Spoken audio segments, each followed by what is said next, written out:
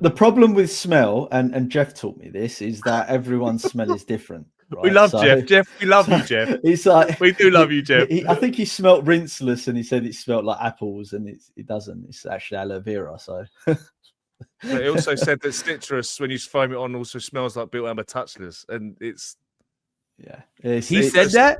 He said that, yeah. He said that. He said that. Not even Jeff, close. wow. Jeff's Jeff's gonna be the third judge. It's gonna be me, Maz. We're getting Jeff in. We're getting Jeff in as a ref. I like Jeff. Bring Jeff on. He's a liar. All right, Jeff, come on. Send Jeff this. Maz, DECON versus snow foam. We watch all your content. We know. We're watching all. So this is a really good question, because we get.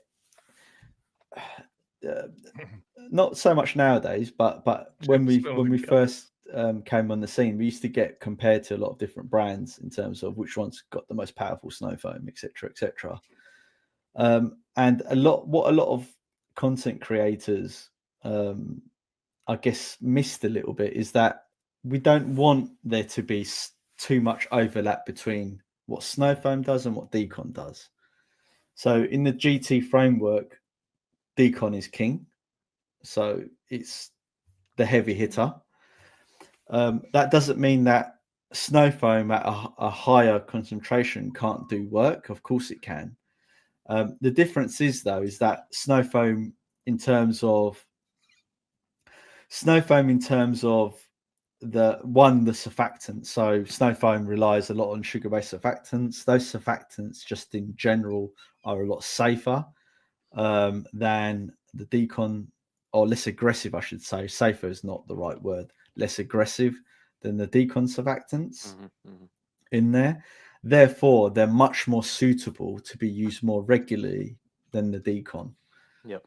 So what is the major difference? DECON focuses on brute force, big degreasing capabilities. It really attacks bonded contaminants. Yep.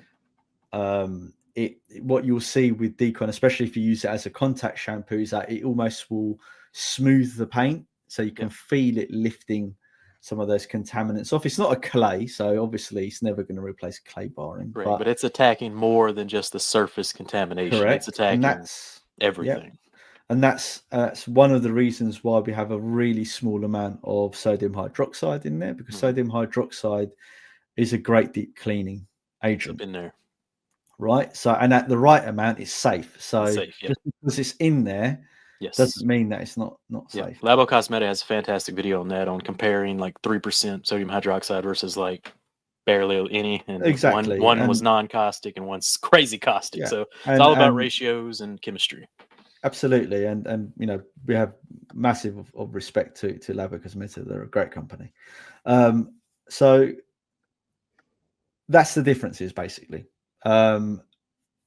We are going to shake things up in the future, which Eddie knows about and Jamie knows about. But just for the record, DECON will always be king. We're not replacing DECON. The thing is, because I've been using DECON a lot recently for videos for you guys to watch. I've just been DECON. Everything I've been using is DECON. Pump spray, different ratios. Like I've been talking to Maz. All my pump sprays are now either citrus, snow foam, or DECON. And DECON, one of mine as well. Yeah. So I'm conscious that we've got some professionals in the chat, some enthusiasts, some just a whole range of different people. One of the reasons why DECON exists is because a lot of professionals, they don't see cars on a weekly basis. They see cars every 6 weeks, every 4 weeks, every quarter, maybe once a year, twice a year. Yep. So in those scenarios, you're not going to be reaching for snow foam that often. You're going to be like DECON. So that's why DECON is the process accelerator, because the detailers don't need to reach for other chemicals. They just I do want to say this: DECON with DMS on a car you haven't seen in like 9 months that's been coated does God's work. Moss, in English, that means it's a pimp. It's pimp, all right? Yeah, it rolls into how frequently should one use DECON on a coated car. Wait, you're skipping questions, dog. Hold on. Dog, because we're talking about decon, so I wanted to keep it on. I wanted to keep it on brand. Oh my goodness! All right, keep it on brand. That's fine. That's fine, Sam. You can wait, Sam. You've been first 9 days ago. Brandon, who somebody came on the podcast basically, and he was doing a decon on a coated car that had been left for 3 years, and he was talking about. He was really surprised, and Brandon himself, he's in IT, you know, enjoys the chemistry, enjoys the little itty bitty details, and so once he used decon in his car to bring back a coating and coating on his wheels and stuff, he was then more he was more intuitive and more wanted to go down a rabbit hole with me about decon shampoo, and he just couldn't believe how much it brought back his car and brought back the coating on the car, on the wheels, and all those kind of areas. So, you know, using decon shampoo. It does outmuscle a lot of the products in the GT line sometimes, and so, you know, from pros to what Maz was talking about, we've got pros and we've got enthusiasts in there.